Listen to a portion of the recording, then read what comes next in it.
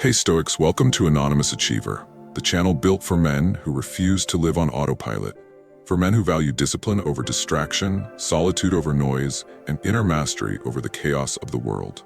Here we don't chase validation, we build character. We study stoicism, masculine resilience, and the psychology of becoming a stronger, calmer, more unshakable version of yourself. Today's video carries a message many men never hear until it's too late.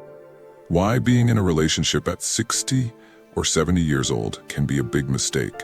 Not because love becomes meaningless, but because the price of emotional entanglement becomes heavier than ever. At this stage of life, a man's peace is sacred. His time is finite. His energy is no longer something to gamble with. And yet, so many fall into the trap of believing companionship will fill the silence, soothe the loneliness, or bring back a sense of purpose. But what if the silence is exactly where your power is rebuilt? What if the world has lied to you about what aging men truly need? In this video, we explore the hidden cost of late-life relationships and the unexpected freedom waiting on the other side. Before we dive deeper, brothers, like the video, share it forward, and subscribe if you're committed to mastering your inner world. Chapter 1: The Illusion of Late-Life Companionship. As men age, society begins whispering a poisonous idea. You shouldn't grow old alone. You need someone. You must find companionship at any cost. It is marketed as wisdom, but in truth, it is fear disguised as advice. Fear of silence, fear of mortality, fear of facing yourself without distraction. And many men at 60 or 70 walk into relationships not out of desire, but out of panic. They believe having someone beside them will soften the weight of time. But here is the uncomfortable truth. Companionship entered from fear becomes a cage. The mind knows it even if the heart tries to ignore it. In this age, a man's identity should be sharper than ever. He has survived storms. He has carried responsibilities. He has earned a sanctuary of peace. But a poorly chosen relationship can shatter that sanctuary. Emotional drama that once seemed manageable now becomes exhausting. Financial obligations that once felt minor now threaten stability. Expectations that once felt negotiable now feel suffocating. The Stoics warned us, a man who does not master his attachments becomes a slave to them. Epictetus spoke of this when he said, "He who is enslaved to desire is a captive even in freedom." Many older men fall into partnerships because they seek comfort, but they forget a fundamental law of life. Comfort gained through dependence always carries a hidden price. Look to the myth of Odysseus. After decades of battle, wandering, and hardship, he longed for home. But even he faced the temptation of the sirens, voices promising sweetness, safety, warmth. Yet the sweetness was death in disguise. How many modern men still sail blindly toward similar voices, promises of romance, stability, or companionship, without seeing the hidden rocks beneath? At 60 or 70, a man must ask himself, am I entering this relationship because it strengthens my life, or because I fear the emptiness of my own company? One choice leads to dignity. The other leads to regret. A relationship formed late in life can flourish, but only if it's built from clarity, not fear. Only if the man remains guided by values, not loneliness. Only if he protects his peace like a soldier guarding a fortress. So the first truth is this: you must see through the illusion. Companionship is not automatically salvation. Sometimes, it is the very thing pulling you away from the man you spent decades becoming. Here's a question for you. At this stage in life, do you believe companionship is a gift or a test? Chapter 2: The Cost of False Security. Many men enter late-life relationships believing they are choosing safety.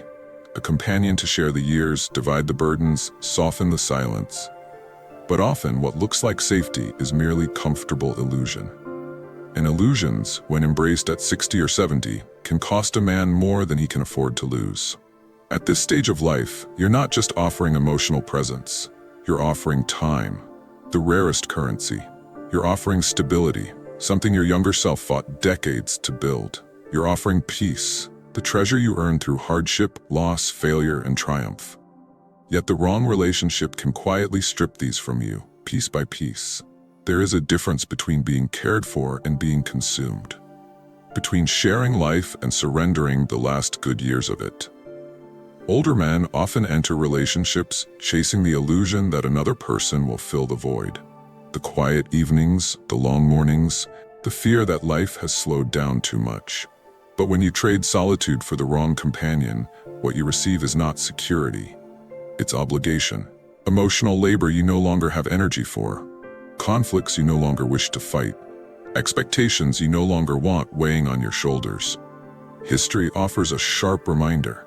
Consider Emperor Diocletian, who voluntarily stepped down from power to live in peaceful retirement. When Rome begged him to return to the throne, he refused. Why? Because he had tasted solitude after a lifetime of battles. He famously said, "If you saw the cabbages I grow, you would not ask me to return."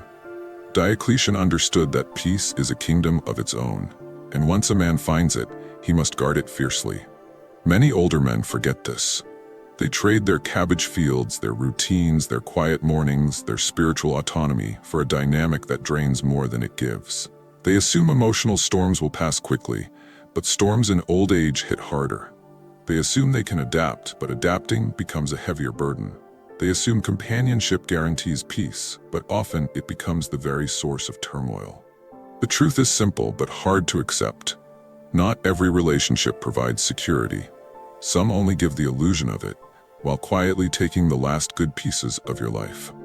Reflective question: do you seek a partner at this age out of genuine alignment or out of fear of facing life on your own terms?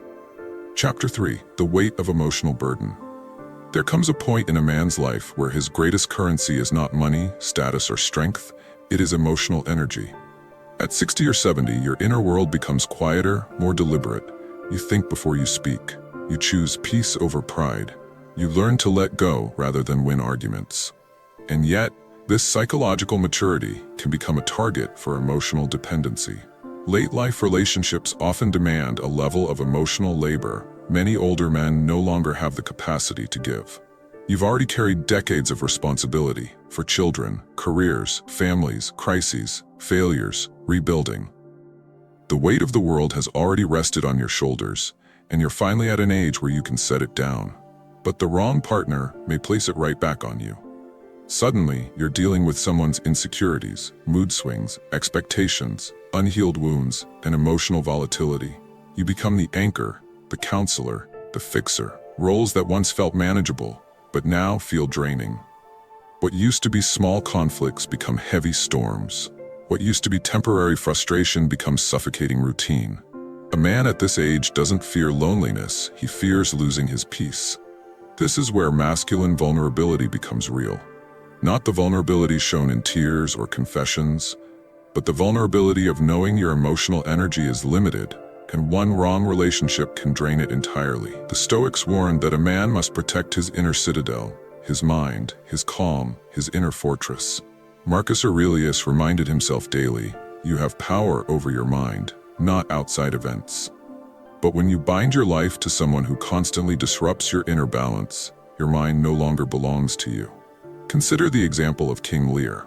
In his old age, he sought love, comfort, and validation from relationships he believed would support him. Instead, he was met with betrayal, emotional chaos, and psychological collapse. His tragedy wasn't madness, it was misplacing trust in relationships that were never built to carry him. Many men repeat this mistake today. They give their emotional loyalty to someone who cannot hold it. They enter relationships hoping to feel supported, only to find themselves supporting someone else entirely. The psychological struggle of aging is not weakness, it is wisdom. And wisdom whispers a simple truth. Not everyone deserves access to your emotional world. Reflective question: at your age, is emotional connection strengthening you or slowly draining the fire that still burns within you? Chapter 4: The Power of Stoic Solitude. When a man reaches 60 or 70, he enters a realm of life few people truly understand. A stage where solitude stops being an emptiness and becomes a strength. Society tells older men that being alone is a failure, a sign of decline. But the Stoics taught the opposite. They believed solitude is where a man discovers who he really is, once the world stops demanding pieces of him. At this age, silence is no longer something to escape, it's something to cultivate. It's the space where your mind breathes, where your spirit recovers, where your identity sharpens. A late-life relationship can be beautiful, but it can also become a thief of this sacred stillness. and the man who sacrifices his peace does not realize how precious it was until it's gone. Marcus Aurelius often wrote about withdrawing into himself, even in the chaos of empire. He said, "Nowhere can man find a quieter or more untroubled retreat than in his own soul." For an older man, this retreat is not optional, it is survival. Seneca warned of giving your life to others too freely, reminding us that people are careless with the things they did not earn. In late life, your calm, your routine, your habits, your peace, these are treasures earned through decades of storms. They are not to be gambled for companionship that brings more noise than meaning.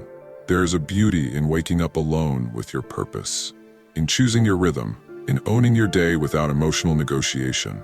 At 60 or 70, solitude becomes a forge, sharpening clarity, self-respect, and inner freedom. A relationship that disrupts this is not love, it is intrusion. Epictetus said, "Freedom is the only worthy goal in life." And freedom in old age is not the loud kind. It is quiet, soft, solid. It is the ability to live without performing, without pleasing, without bending yourself to fit someone else's chaos. Many older men underestimate how powerful this freedom truly is. They fear solitude because they never learned how to embrace it. But once a man understands its strength, he realizes he is not alone, he is sovereign. So, the question becomes simple. Does a late-life relationship protect your inner kingdom, or distract you from ruling it? Reflective question.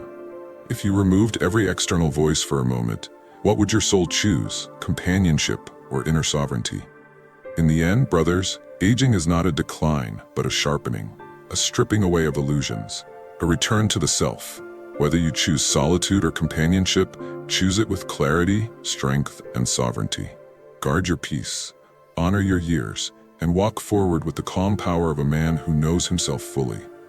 Drop your thoughts in the comments. Does late-life companionship strengthen a man or steal his peace? And if you carry the mindset of a disciplined, evolving warrior, subscribe to Anonymous Achiever. Every day, we sharpen the mind, fortify the spirit, and refine the inner world of men who refuse to break.